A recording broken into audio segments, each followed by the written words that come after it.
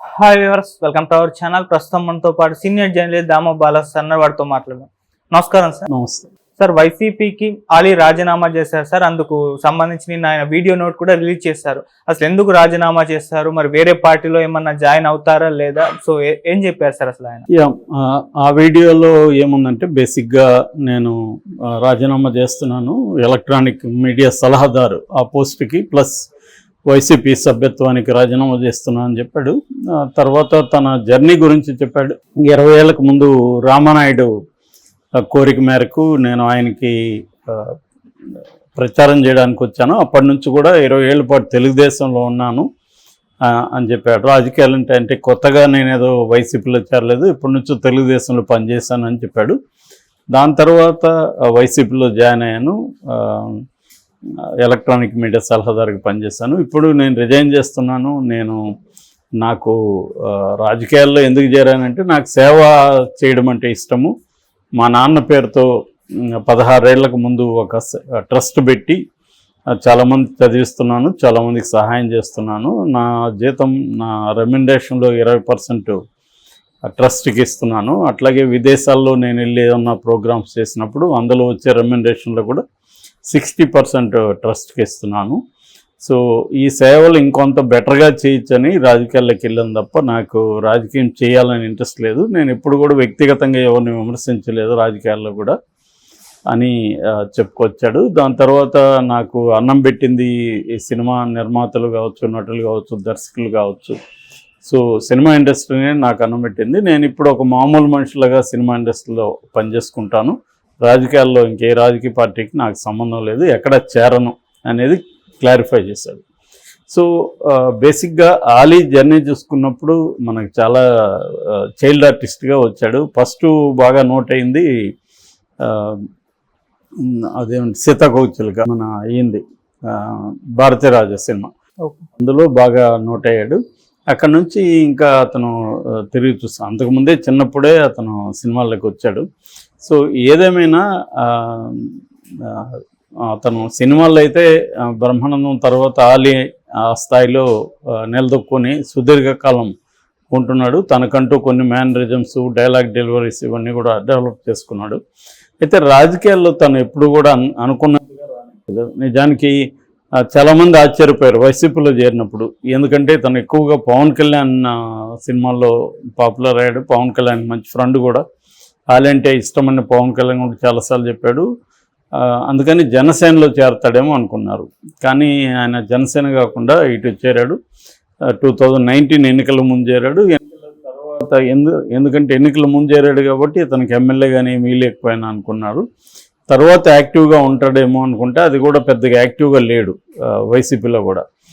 అయితే తర్వాత ఇప్పుడు 2024లో ఎమ్మెల్యే కానీ ఎంపీ కానీ ఇస్తారని చెప్పారు. ఇటు నంద్యాల కానీ గుంటూరు కానీ ఇస్తారు ఈయనకని చెప్పారు.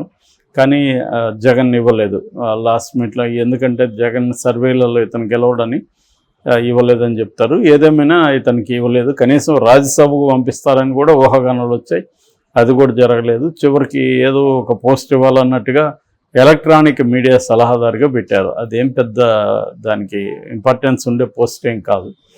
సో అది ఇచ్చారు. దాంతో కొంత అసంతృప్తిగా అయితే ఉన్నాడు.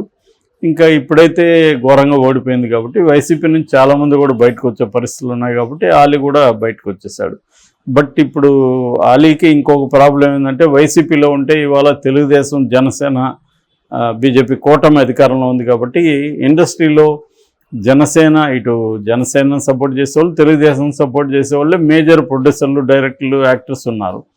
సో ఇటువంటప్పుడు వైసీపీలో ఉండి తనకి కెరీర్ ఇబ్బంది అయిపోతుంది. వేషాలు రావు, ఖచ్చితంగా దూరం పెట్టేస్తారు. సో ఆ రకంగా అతను నేను అనుకోవడం విధి లేకుండా ఈ డిసిషన్ తీసుకున్నాడు. అతనికి అనివార్యం, ఇది ఇలా లేకపోతే అతనికి కెరీర్ ప్రాబ్లం. ఇప్పుడు కూడా అతనికి కొద్దిగా కష్టమే అవుతుంది, ఎందుకంటే ఆల్రెడీ సినిమాలు లేవు. ఇప్పుడు ఇంకా అతను కొంత పిఆర్ చేసుకొని అందరికి ఫోన్లు చేసి మాట్లాడుకొని చేసుకోవాలి. It takes some time. మన ముందు నుంచి కూడా మనకి సినిమా ఇండస్ట్రీ అంతా కూడా మేజర్గా తెలుగుదేశం వైపే ఉంది. దానికి ప్రధాన కారణం కమ్మ డామినేషన్ సినిమా ఇండస్ట్రీలో ఉండడం. దానివల్ల సినిమా ఇండస్ట్రీలో మేజర్గా చంద్రబాబు అయిపోయింది. రెండోది ఏంటంటే ఎన్టీఆర్ గతంలో చేయడం వల్ల కూడా రాజకీయాలకి తెలుగుదేశం వైపు మొగ్గు చూడడం. చంద్రబాబు కూడా సినిమా ఇండస్ట్రీతో ఉంటే మనకు కొంత మైలేజ్ వస్తుంది ప్రజల్లో అని చెప్పి, ఎందుకంటే రామారావుది చూశాడు కాబట్టి చంద్రబాబు దగ్గరగా.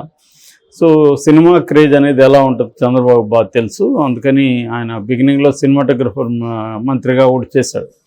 సో అందుకని చంద్రబాబు ఏంటంటే సినిమా ఇండస్ట్రీలో ఉన్న తన కమ్మ సామాజిక వర్గంతో పాటు మిగతా వాళ్ళని కూడా అతను చేరదీయడం, వాళ్ళతో నడపడం ఇవన్నీ చేశాడు. కొంతమందికి టికెట్లు ఇచ్చాడు. అలాగే చంద్రబాబు ముందు నుంచి కూడా సినిమా ఇండస్ట్రీ మీద ఫోకస్ చేస్తున్నాడు. వేరే కాంగ్రెస్ అంత చేయలేదు. రాజీవ్ గాంధీ ఉన్నప్పుడు కృష్ణ రాజీవ్ గాంధీతో కలవడం, కృష్ణ ఎన్టీఆర్కి యాంటీగా సినిమాలు తీయడం, క్యాంపెయిన్లు చేయడం, ఎలక్షన్లో పోటీ చేయడం ఇవన్నీ జరిగాయి. సో బేసిక్గా అయితే ఓవరాల్గా సినిమా ఇండస్ట్రీ తెలుగుదేశం వైపు ఉంది, కాంగ్రెస్ పెద్దగా లేరు.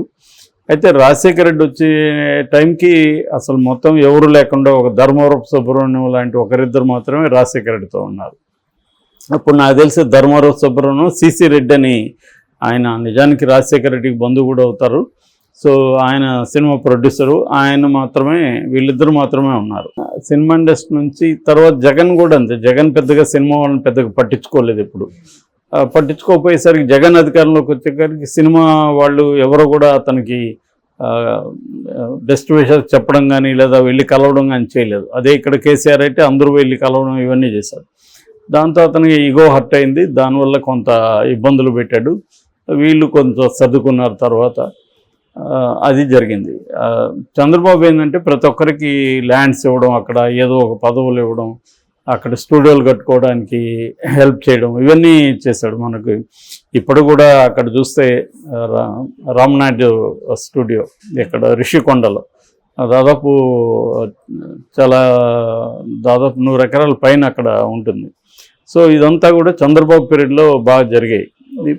సో మనకి ఇక్కడ రావును ఉపయోగించుకోవడం కానీ పబ్లిసిటీకి, ఇలాగా అతను ఏంటంటే కమ్మ లాబీని బలంగా ఉపయోగించుకోవడం అనేది చంద్రబాబు ముందు నుంచి కూడా చేశాడు. అన్ని ఫీల్డ్స్లో, ఇటు ఇండస్ట్రియలిస్టులు కావచ్చు, వాళ్ళకు ఉపయోగపడడం ఇవన్నీ కూడా చేశాడు. సో ఆ క్రమంలో వైసీపీకి ఎవరు లేకుండా పోయారు. మనకు తెలిసి బలంగా అంటే ఇద్దరే, ఒకరు పోసాని కృష్ణమురళి, రెండోది ఆలి. సో ఇప్పుడు వాళ్ళిద్దరు కూడా సైలెంట్ అయిపోయినట్టుగా మనకు అర్థమవుతుంది. పోసాని కృష్ణమురళి కూడా ఈ మధ్య ఎక్కడ కనిపించట్లేదు. వైసీపీ ఓడిపోయిన తర్వాత తను ఎందుకంటే చాలా ఎక్కువ అతిగా మాట్లాడాడు ఇటు పవన్ కళ్యాణ్ మీద, మిగతా వాళ్ళ మీద. ఆ ఎఫెక్ట్ ఖచ్చితంగా పోసాని కృష్ణమురళి కెరీర్ మీద కూడా పడుతుంది.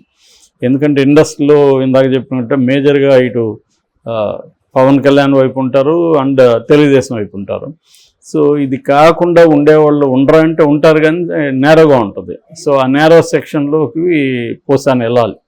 పోసాని ముందు నుంచి కూడా తక్కువ సినిమాలో చేసుకుంటూ వస్తున్నాడు. సో మేబీ ఇంకా తగ్గిపోయే అవకాశం ఉంది. మరి పోసాని కంటిన్యూ అవుతాడా, తను కూడా రిజైన్ చేసి బయటకు వచ్చి సైలెంట్గా ఉంటాడా, ఇవన్నీ మనం చూడాలి. ఏదేమైనా ఆలీ పొలిటికల్ కెరియర్ ఎండ్ అయిపోయినట్టుగా మనకి అర్థమవుతుంది. ఒకవేళ ఏమన్నా పవన్ కళ్యాణ్తో కలుస్తాడా, పవన్ కళ్యాణ్ ఏమన్నా పిలుస్తాడా అనేది చూడాలి. పవన్ కళ్యాణ్కి అయితే ఇప్పటికిప్పుడు ఆలీతో ఏ రకమైన అవసరం లేదు. ఎందుకంటే అతనే కరిస్మాటిక్ పర్సను, తన ఫ్యామిలీలోనే బోల్డ్ మంది ఉన్నారు కాబట్టి తనకేం అవసరం లేదు. కానీ ఆలీ ఏమన్నా వెళ్ళి కలిసి మాట్లాడితే పవన్ కళ్యాణ్ కొంత సాఫ్ట్ అయ్యే అవకాశాలు ఉన్నాయి. Okay sir, thank you so much.